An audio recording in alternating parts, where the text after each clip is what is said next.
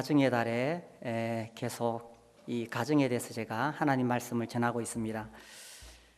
한국가족상담협회 대구가족상담센터 소장님이 이 글을 실은 걸 제가 봤어요. 결혼 사유가 이혼 사유더라. 이분이 많은 부부를 상담해 보니까 그렇더라는 겁니다. 남자가 잘생겨서 결혼했더니 잘생겨 먹어서 들러붙는 여자들 때문에 이혼을 결심했다고 합니다. 단순하고 박력 있는 한 남자가 세세하게 챙겨주는 여자를 보고 야, 옆에서 참 잘 챙겨주겠다. 그래서 결혼을 했더니만 평생 따라다니며 잔소리 해야 되는데 는들머리가 나서 이혼하게 되었답니다. 천근보다 한 근 더 무거워 보이는 신중한 모습에 남자다움을 느껴서 결혼했더니만 집안에 처박혀서 꼼짝도 안 하고 늙음하게 꼬박꼬박 밥 챙겨줘야 하고 잔심부름 시켜대며 인상 쓰는 얼굴을 맞대는 것이 미칠 것 같아 이혼해야 되겠다. 그렇게 찾아온 부부도 있다고 합니다. 그 외에도 여러 가지 많은 이야기를 실었는데 이분의 이야기는 결혼하기 전에 그게 멋있어서 그게 매력이 이어서 결혼을 했는데 살다 보니 그것 때문에 이혼하겠다라는 겁니다. 어느 누구나 다 완벽한 사람이 없지요. 그래서 이제 결혼을 하게 되면은 부부가 서로의 장점을 잘 살려주고 서로의 노력과 헌신이 필요합니다. 그래야 건강한 가정이 세워지겠죠. 결혼한다고 해서 저절로 행복해지고 결혼하기 전에 연애 시절처럼 저절로 좋고 그런 것은 아니죠. 많은 노력이 필요하고 또 많은 헌신이 필요하고 그렇습니다. 어떤 사람에게 이 사과밭이 하나 있었는데 점점 이 사과 농사가 잘 안 돼요. 열매가 잘 안 맺혀요. 그러다가 이제 꿈에 계시를 받았습니다. 네 사과밭 어느 한 모퉁이에 보물 상자가 숨겨져 있다.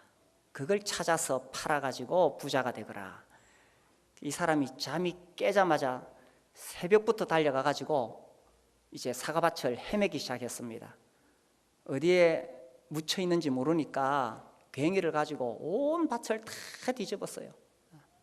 그래서 봄부터 가을까지 열심히 이 밭을 흙을 뒤집었는데 다 뒤져도 보물상자는 나타나지 않았어요. 그래 참 허탈한 마음으로 그 꿈이 개꿈이었구나. 그 다음 해에 이렇게 자기가 또 사과밭에 올라와 보니까 그에 따라 사과꽃이 너무 많이 피고 아름다운 거예요. 그러더니만 그해 가을에는 풍성한 열매를 거두었다는 이야기 아닙니까? 그 사과밭을 골고루 매니까 얼마나 열매가 많이 맺혔겠어요. 가정도 그러합니다. 저절로 행복해지는 것이 아니라 이렇게 땀 흘리고 수고하고 그럼을 많이 주고 이렇게 해야 이 가정에 아름다운 열매가 주렁주렁 열리게 되는 것입니다. 이 가정에 이 열매를 맺기 위해서 밑거름을 주는데 매우 중요한 밑거름이 있는데 우리가 오늘 읽은 이 말씀입니다. 골로새서 3장 13절 보면 누가 누구에게 불만이 있거든 서로 용납하여 피차 용서하되 주께서 너희를 용서하신 것 같이 너희도 그리하고 이 모든 것 위에 사랑을 더하라. 이는 온전하게 매는 띠니라. 그래서 용납해라. 또 용서해라.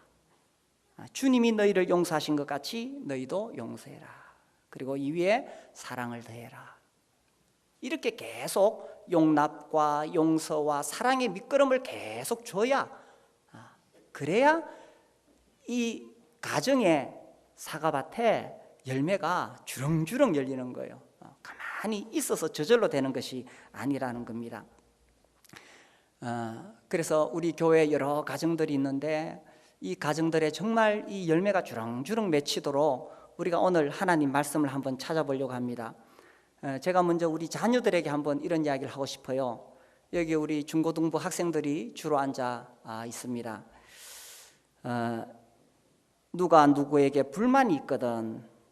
우리 자녀들이 부모님에게 불만이 있나요? 불만이 있거든 어떻게 하라고 되어 있냐면 너희들이 부모님을 용납하고 또 부모님을 용서하고 부모님을 사랑하라. 주님 이렇게 말씀하신 거예요. 그래서 우리 학생들 특별히 사춘기를 지나가면서 부모님에 대하여 불만이 생길 수밖에 없습니다. 이게 왜 그러냐 하면은 부모님이 여러분을 사랑하는 것은 분명하지만 그런데 부모님도 부족한 사람이에요. 아버지도 부족한 사람, 어머니도 부족한 사람. 그러다 보니까 자녀들을 키우면서 정말 완벽한 환경에서 완벽하게 잘 키울 수가 없다는 것입니다. 이게 이제 한편 또 부모님 마음속에 어떤 욕심도 있어요. 자식을 통해서 뭔가 이루어 보고자 하는 대리만족이라 그러죠. 그런 욕심도 있고 또 인간적인 이기심도 있어요. 그러다 보니까 이 자식들을 좀 닥달을 하고 공부하라 그러고 잔소리하고 이렇게 할 수 있어요. 그러나 또 한편에는 뭐가 있냐 하면은 부모님이 이 세상을 살아보니까 이 세상이 너무 험하고 어려워요. 그러니까 이 험한 세상에서 우리 자녀들이 어떻게 살아가겠나. 그래 정말 실력을 키우고 또 올바른 인격으로 성장하고 그래야만 이 험한 세상에서 살아갈 수 있겠다. 그런 정말 이 자녀를 향한 애틋한 마음이 있다는 거예요. 그러다 보니까 여러분에게 이런 이야기도 하고 잔소리도 하고 그렇게 할 수 있는 거예요. 그래서 우리 자녀들이 이렇게 생각할 수 있어요. 아유, 나는 어른이 되면 저렇게 안 해야지. 내가 아버지가 되면, 내가 어머니가 되면 저렇게 안 해야지. 그런데 지금의 어머니 아버지들도 여러분 만날 때 다 그렇게 생각했고 그렇게 말했었어요. 나는 크면 저렇게 안 해야지. 그런데 우리 인간이 다 부족합니다. 그리고 이 부족한 부모들이 자식들을 정말 마음에는 잘 키우고 싶은데 행동으로는 참 부족한 것이 드러날 수밖에 없다는 거예요. 제가 이 신문에 보니까 그 자세한 건 뭔지 모르겠는데 이런 글이 제목으로 크게 실려 있어요. 엄마도 엄마가 처음이야. 그게 책 제목인지 뭔지 잘 모르겠어요. 엄마도 엄마가 처음이야. 제가 그걸 보면서 그래, 아빠도 아빠가 처음이야. 그러다 보니까 자식들을 키우면서 뭐든지 처음 해보는 일은 실수할 수밖에 없고 부족할 수밖에 없는 거예요. 그래서 정말 우리 자녀들 잘 키우고 싶은데 처음이니까 여러분들에게 잘한다고 하는 것이 여러분에게는 과한 짐으로 느껴질 수 있어요. 그래서 불만이 생길 수도 있어요.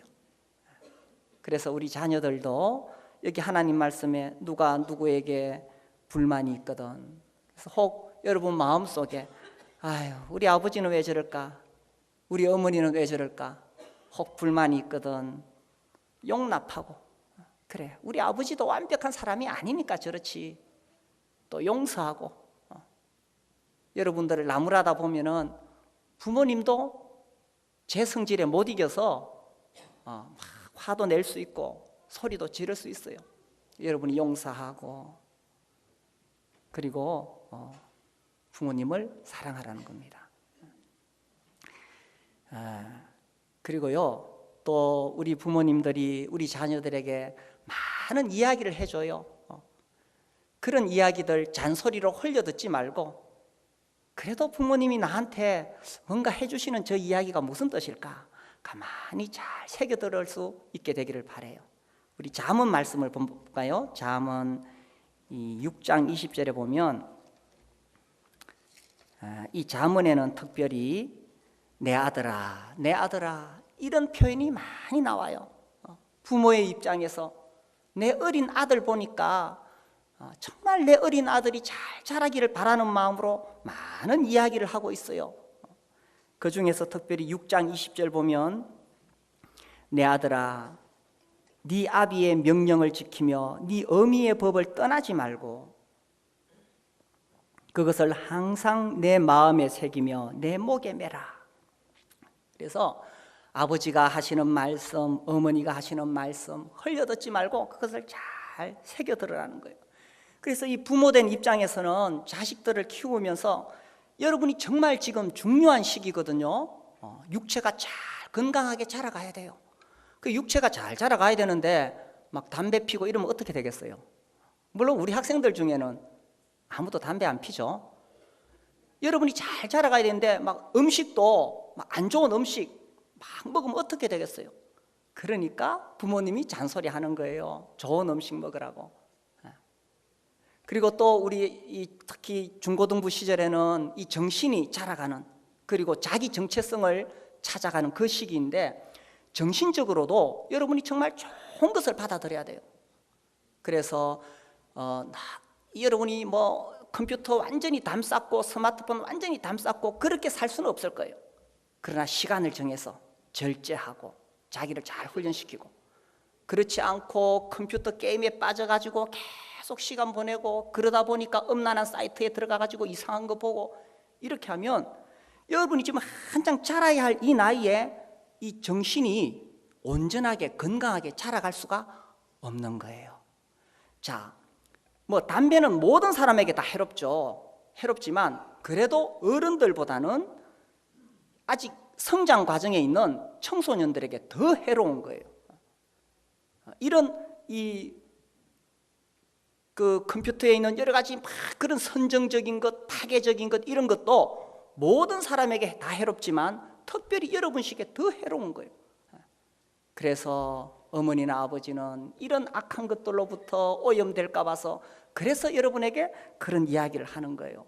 자꾸 여러분이 이 컴퓨터 게임이나 막 여기 많이 빠지게 되면, 그런 교육 많이 받았죠? 이 전두엽이 제 기능을 못해요.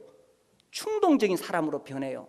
얼마 전에도 보니까 한 2주 전에 보니까 뭐 학교에서 선생님한테 꾸중 듣고 또 한 번 더 꾸중 들으니까 얘가 올라가서 또 뛰내렸어요.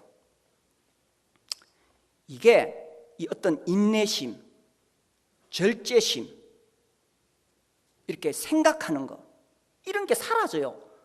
계속 이렇게 충동적인 게임을 하다 보면 이 뇌가 생각할 수 있는 기능을 마비시키기 때문에 그런 거예요.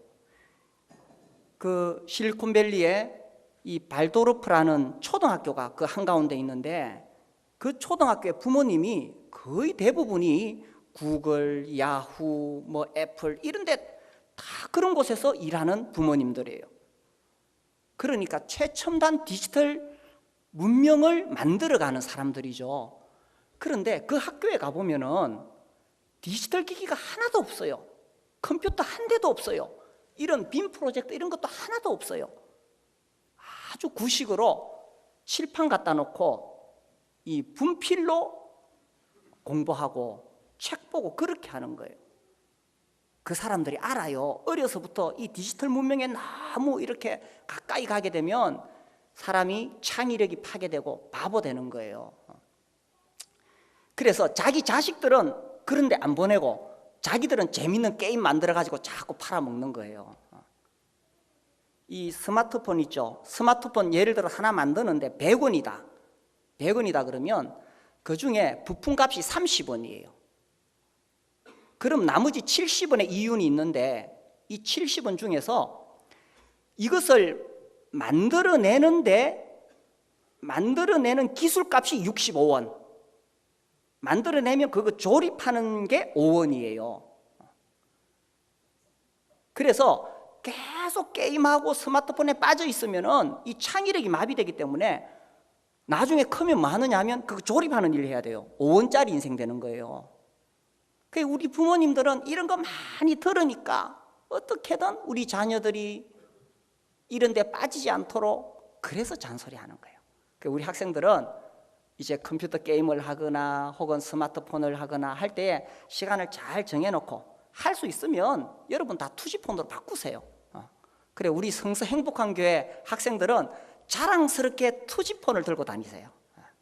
누가 스마트폰 좋은 거 샀다고 자랑하면은 이렇게 보면서 아이고 부끄러운 줄도 모르고. 그래서 여러분이 이 의식을 가지고 자라가는 거예요.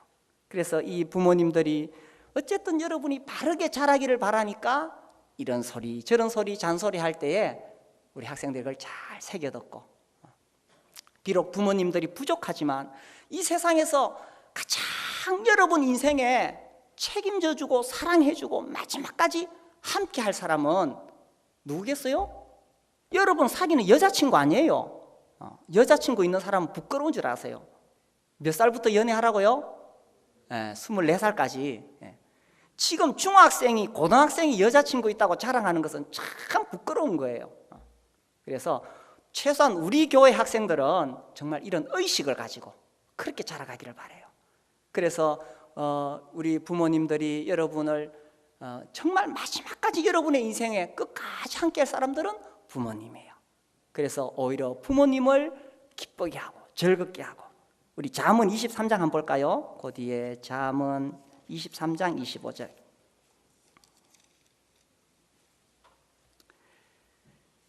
자, 23장 25절 우리 함께 읽어봅시다. 내 부모를 즐겁게 하며 너를 낳은 어미를 기쁘게 하라. 우리 여러분이 볼 때에 우리 부모님이 좀 나를 잘 이해해 주지 못하지요. 또 참 부족하지요. 그러나 아무리 못난 부모라 할지라도 부모님이 기 때문에 부모님인 거예요. 그래서 우리 학생들이 우리 부모님을 즐겁게 하고 기쁘게 하라. 우리 학생들이요, 성질 난다고 부모님 앞에서 고함을 확 지르고 문을 쾅 닫고 방에 들어가면 어떻게 되는 줄 알아요? 그걸 보는 어머니 가슴이 화르르 무너져서 10년은 수명이 단축돼요. 그래서 그렇게 하지 말고 그래도 여러분이 잘 이렇게 감정을 조절하고, 그리고 내가 어떻게 부모님을 기쁘시게 할까? 부모님을 기쁘게 하는 방법을 가르쳐 줄까요? 오늘이 무슨 날이에요? 어버이날. 여러분 다 저 편지를 아주 이렇게 정성스럽게 잘 쓰지요. 그런데 편지만 쓰지 말고 선물을 하세요. 에이, 내가 돈이 어디 있어. 여러분 세뱃돈 받을 때 돈 많이 받아요. 그래서 좀 떼놓으세요. 이것은 어머니 생신날, 이건 아버지 생신날, 이거는 어버이날, 이렇게 딱 떼놨다가 아버지 어머니를 기쁘게 해드리세요. 기쁘게. 그렇게 하면 이 가정이 참 행복할 뿐만 아니라 하나님의 복을 받게 되는 거예요. 십계명에도 하나님께서 분명하게 약속해 주셨어요. 우리 신명기 5장을 볼까요? 하나님께서 이렇게 말씀해 주셨어요. 성경에는 하나님에 대한 많은 말씀들이 나오는데 특별히 이 부모님에 대한 말씀이 굉장히 많이 나와요. 다 찾을 수 없으니까 신명기 5장 15절, 16절, 신명기 5장 16절 우리 같이 읽어봅시다. 너는 내 하나님 여호와께서 명령한 대로 내 부모를 공경하라. 그리하면 내 하나님 여호와가 네가 준 생명이 길고 복을 누리리라. 부모님을 공경하면 하나님께서 네게 준 땅에서, 우리가 살고 있는 이 땅에서 장수하고 복을 누리리라. 이게 하나님 말씀의 원리예요. 그래서 부모님을 즐겁게 하고 공경하고, 그래서 날 받는 것이 너무나 당연한 것처럼 부모님이 나에게 학비 주셔야 되고 옷 사주셔야 되고 맛있는 거 사주셔야 되고, 날 받는 것에 익숙한 것이 아니라 이제 우리 학생들이 조금씩 나이가 들어가면서 내가 부모님을 위해서 드릴 수 있는 게 뭔가, 그래서 이것을 일찍 깨달은 자녀들은 하나님의 복을 더 많이 받게 되는 거예요. 그래서 우리 학생들이 그런 훌륭한 자녀들이 되기를 바라요. 그래서 이 부모님에 대해서 여러분이 불만이 있을 수 있어요. 그러나 비록 불만이 있더라도 부모님을 용납하고 용서하고 사랑하고, 그렇게 해서 이 행복한 가정의 밑거름을 여러분이 잘 이렇게 밑거름을 주게 되면 여러분이 속해 있는 이 가정이 정말 행복한 가정이 되고 행복의 열매가 주렁주렁 열리게 될 거예요. 우리 중고등부 학생들 잘 들었나요? 예. 자, 이제 또 우리 부모님들에게 제가 말씀을 드리고 싶어요. 우리 부모님들 자녀를 용납하고 용서하고 사랑하라. 이 골로새서 13절 말씀에 누가 누구에게 불만이 있거든, 특별히 이 사춘기 자녀들을 키우다 보면 이 불만이 생깁니다. 이 사춘기, 혼란기, 정말 이 자식들이 마음에 안 들지요. 제가 이런 이야기를 들었어요. 어떤 교회 그 학생인데 어렸을 때, 초등학교 때 얘가 그렇게 말을 잘하더래요. 늘 말을 쪼잘쪼잘하고 재밌게 하고 항상 기분이 좋고 그런 아이였는데, 중학교 딱 올라가면서 입을 딱 닫아버리더래요. 그리고 고등학교 졸업할 때까지 말을 안 하더래요. 말을. 그러니 부모님이 미칠 지경이었다는 거예요. 저도 그걸 잘 몰랐어요. 잘 몰랐는데 이게 자라가는 과정에서 사춘기 시절이 꼭 필요한 거예요. 그런 과정을 통해서 자기 정체성을 찾아가기 때문에 그런 과정이 참 필요하다는 거예요. 그래서 그러할 때 비록 자녀들에게 불만이 있더라도 용납하고, 또 우리 자녀들이 다 바르게 정직하게만 자랐으면 좋겠지만 옆으로 셀 때가 많습니다.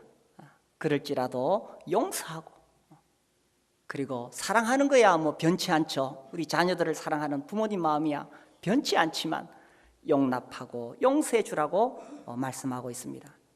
그래서 우리 자녀들의 이 개성도 용납하고 실력도 용납해야 됩니다. 요즘 대한민국에는 자식들 공부시켜서 전부 다 서울대학 보내야 되고 전부 다 의사 만드는 것이 이 대한민국의 이 교육의 가치관이에요. 그런데 하나님이 모두 다 그렇게 만들지 않았죠. 우리의 자녀들에게 하나님께서 주신 그 자녀만의 독특한, 하나님이 주신 것이 있습니다. 그래서 우리가 그것을 잘 개발해서 그렇게 키워야 되지 세상적인 조류에 휩쓸려서는 안 된다는 거죠. 그래서 이 특별히 사춘기 자녀들을 키울 때는 때로 부모님과 부딪히기도 하고 때로 뭐 문을 꽝 닫고 들어가기도 하고, 그렇지만 서로 용납하여 용서하고, 주님이 나를 용서하신 것처럼 주님이 나 같은 성질도 용납해 주셨는데 나도 우리 자녀의 저런 성질을 용납해야 되겠죠. 근데 이 용납이라는 것을 오해하면 안 된다는 거예요. 용납을 그러면 무조건 다 받아주느냐? 얼마 전에 한 2주 전인가요? 우리 그 애기 엄마들하고 우리 장로님들하고 이렇게 미팅하는 시간이 있었어요. 우리 교회는 어린 아기들이 많습니다. 또 앞으로 계속 태어나게 됩니다. 저는 우리 아기들 볼 때 너무너무 기쁘고 사랑스러워요. 오늘 예배 시간에 너무 조용하네요. 아기들이 빽빽 소리 내도 괜찮습니다. 아기들 소리가 없는 데는 공동묘지입니다. 예배 시간에 좀 아이들이 빽빽 해도 굉장히 좋은 소리입니다. 우리에게 계속 이렇게 생명이 번성하고 있다는 거죠, 그죠? 그런데 이제 아기를 낳고 우리 엄마 아빠가 이 아기를 막 어떻게 할 줄을 몰라가지고 이 아이에게 그냥 막 모든 것을 다 쏟아붓는데, 물론 아이를 키우기 위해서 정성을 다 쏟아야 되지만 하나님보다 우선은 아니라는 거예요. 그리고 이 아이를 키울 때에 하나님의 말씀의 원리를 계속 배워가야 됩니다. 요즘은 이 인본주의적인 교육관이 쫙 깔려 있어가지고 아이들을 그냥 신처럼 섬기도록 그렇게 하는 경향이 있어요.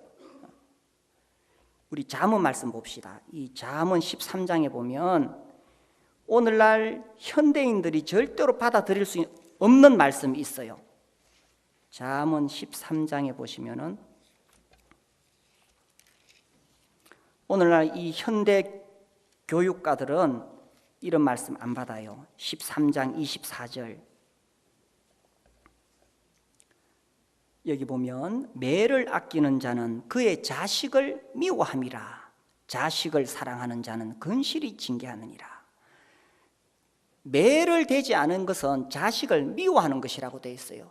이런 말씀이 여기 말고 다른 곳에서도 반복해서 나옵니다. 그래서 아이들을 키울 때 이 아이가 이제 지각이 있기 시작하면 옳고 그른 것을 분명하게 가르치고 그때 매로 다스려야 됩니다. 어렸을 때 이 분명한 원칙을 가르쳐주고 부모의 권위를 인정하게 해야 돼요. 그런데 이 아이가 막 어떤 식당에 가면 아이가 막 설치고 다니는데 하도 설치니까 식당 주인이 좀 주의를 주라고 부모님에게 이야기하니까 부모님이 그냥 애기 데리고 나가버려요. 이 식당 안 오겠다 그러면서. 제가 이런 이야기를 들었는데 아이가 막 엄마 앞에서 싫어 짜증을 내니까 엄마가 싫어하면 안 돼요. 엄마가 자꾸 그러잖아. 그래도 그렇게 말하면 안 돼요. 왜 그렇게 하냐 그러니까 아이에게 존댓말을 가르치기 위해서 그렇게 한대. 아이는 엄마에게 존댓말을 쓰고 엄마가 말을 놓을 수 있죠. 그런데 존댓말을 가르치기 위해서 아이는 지금 반말하고 있고 엄마는 자꾸 존댓말하고 있는데 그렇게 해서 가르칠 수 있는 것이 아니라는 거예요. 그래서 분명한 성경적인 원리를 제시하고 매를 아끼는 자는 그의 자식을 미워함이라. 어렸을 때 맞지 않고 부모의 권위를 배우지 않은 사람은 자라갔어요. 사회생활하기 참 어렵습니다. 오늘날 여기저기서 많은 사고가 터지지요, 그죠? 이 자기의 감정을 다스릴 수 있는 힘을 잃어버리는 거예요. 그래서 어렸을 때에 이러한 것을 잘 교육해서 이제 자라가면은 점점 이제 자유를 줘야 되겠죠. 자라가면 자라갈수록 이제 자기 정체성이 생기니까 그렇게 존중해주고 그렇게 해야 되겠죠. 그래서 이 성경의 원리대로 가르치세요. 여기 이제 우리 아기 엄마들이 많고 또 아기들이 많이 태어나는데 아기가 신이 아닙니다. 하나님 말씀의 원리에 따라서 어렸을 때 분명하게 질서를 가르치고 권위를 가르치고 바른 것을 가르쳐야 돼요.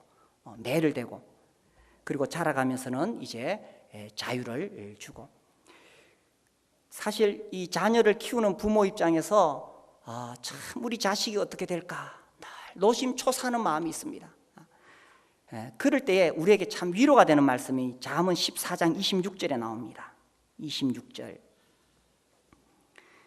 여호와를 경외하는 자에게는 견고한 의뢰가 있나니 그 자녀들에게 피난처가 있으리라. 이 험한 세상에서 우리 자녀들을 누가 보호해 줄 수 있느냐? 우리가 하나님을 경외하면 하나님께서 우리 자녀들을 보호해 주시겠다. 그런 약속이죠. 그래서 부모가 먼저 정말 하나님을 경외하고 부모님이 하나님을 경외하는 모습을 자녀들에게도 보여줄 필요가 있습니다. 예배를 귀하게 여기고 지각하지 않고 일찍 오고 만찬 시간에 먼저 일어나서 아버지가 눈물로 기도하고 세상적인 그런 조류에 휩쓸리지 말고 모든 학생들 자녀들 다 서울대학 보내고 다 의사 만들려는 이런 세상 조류에 맞서서 하나님을 경외하는 자녀로 키우고 그렇게 분명하게 원칙을 세우고 살아갈 때에 하나님께서 우리 자녀들을 보호해 주시는 거예요.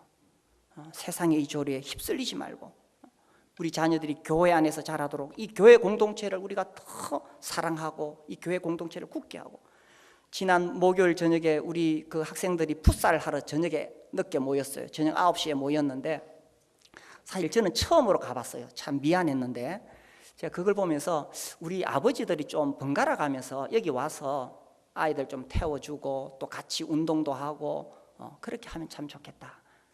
그렇게 해서 아버지들이 이 아들들하고 같이 어울리고 제가 참 이 공 가지고 잘 못 놀아요. 제가 공하고 거리가 멉니다. 그러다 보니까 우리 교회는 이 공놀이를 많이 안 하는데 아무튼 이런 것들이 참 필요하다고 여겨집니다. 그래서 아들들이 거기 가서 풋살할 때 아버지들도 좀 함께 가서 같이 어울려주고 앞으로는 좀 그렇게 했으면 좋겠어요. 그래서 이 사춘기에 있는 우리 자녀들 아버지가 또 어머니가 더 용납하고 또 용서하고 또 사랑하고 커가는 과정이거든요. 커가는 과정이니까 그렇게 했을 때에 이것이 밑거름이 되어서 우리 가정에 행복의 열매가 주렁주렁 열리게 될 것입니다. 이제 세 번째로 남편과 아내, 부부가 서로를 용납하고 용서하고 사랑하라는 것입니다. 누가 누구에게 불만이 있거든 그렇죠. 아내도 남편한테 불만이 있고 아내도 남편한테 불만이 있습니다. 서로 용납하여 피차 용서하되 우리가 다 부족한 사람이니까 이 상처를 주고받습니다. 그러다 보니까 분노가 쌓이게 되고 이게 계속 쌓이면 나중에 더 어려워지는 거예요. 그래서 남편이 아내에게 불만이 있거든, 또 아내가 남편에게 불만이 있거든, 서로 용납하고 피차 용서하라. 주님이 나를 용서해 주셨는데 나도 아내를 용서해 주고 나도 남편을 용서해 주라는 것입니다. 그래서 어려운 일이 생기면은 이 상담을 받으세요. 부부, 특히 젊은 부부들이 어려움이 있을 때 상담을 받고, 그리고 우리 교회에서 부부의 삶 공부 계속 하고 있습니다. 거기 와서 서로 더 성숙해가고, 그리고 우리가 매주 목장을 하잖아요. 부부 싸움 집에서 하던 거 목장에 들고 와서 계속 하십시오. 이 목장은 막 거룩하고 경건한 것이 아니라 우리의 있는 삶 모습 그대로 주님 앞에 나와서 치유받는 것이 목장입니다. 그래서 목장에서 부부싸움 하는 것을 우리는 부부 시합이라고 이름을 붙입니다. 거기서 남편과 아내가 거기서 부부 시합하고, 그리고 노출하고, 그렇게 하면서 치유를 받는 거예요. 처음부터 딱 맞는 사람이 없어요. 그죠? 다 우리가 20년, 30년 동안 다 제각각으로 살아왔던 사람들인데 어떻게 맞을 수가 있겠습니까? 그래서 서로 부딪히면서 서로 배워가고 나도 변하고 그런 거죠. 이 본회퍼가 이런 이야기를 했어요. 독일의 신학자죠. 사랑이 결혼 생활을 유지하는 것이 아니라 결혼 생활이 사랑을 유지한다. 사랑하기 때문에 결혼 생활이 유지되는 것이 아니라는 거예요. 결혼 생활을 계속 해나가니까 사랑이 계속 유지된다는 것입니다. 그래서 이 부부간에 어려움이 있는 부부가 5년을 잘 견디고 성장해 가게 되면은 그런 고비들을 넘어가면서 다시 행복한 부부가 될 수 있다는 것입니다. 특별히 젊은 부부들이 그 고비를 넘기지 못해서 거기서 주저앉는데, 이 결혼은 하나님께서 디자인하신 것이고 하나님께서 정말 우리에게 복 주시려고 하신 것이죠.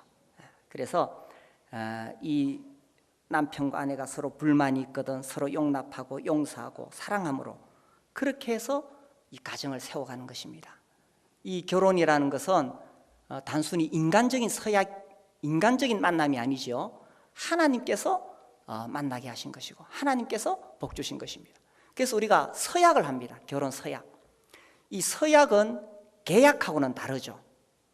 계약은 서로의 이익을 위해서 서로가 계약하는 것입니다.